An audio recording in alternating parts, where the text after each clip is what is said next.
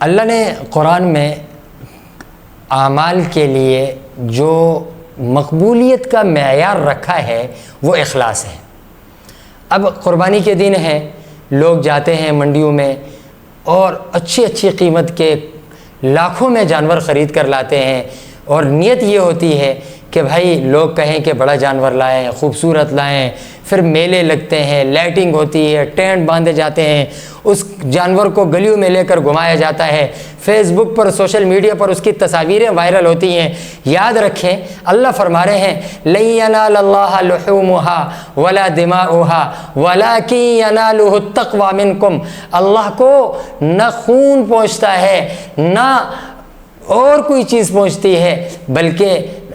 نہ گوشت پہنچتا ہے نہ خون پہنچتا ہے، بلکہ اللہ تو تمہارے دلوں کو دیکھ رہے ہیں، اللہ تمہارے تقوی کو دیکھ رہے ہیں، اللہ تمہارے اخلاص کو دیکھ رہے ہیں۔ تو بالخصوص قربانی میں ریاکاری سے بچا جائے، دکھلاوے سے بچا جائے۔ اللہ نے آپ کو وسعت دی ہے، آپ اچھے سے اچھا جانور لائیں اور ان کو قربان کریں،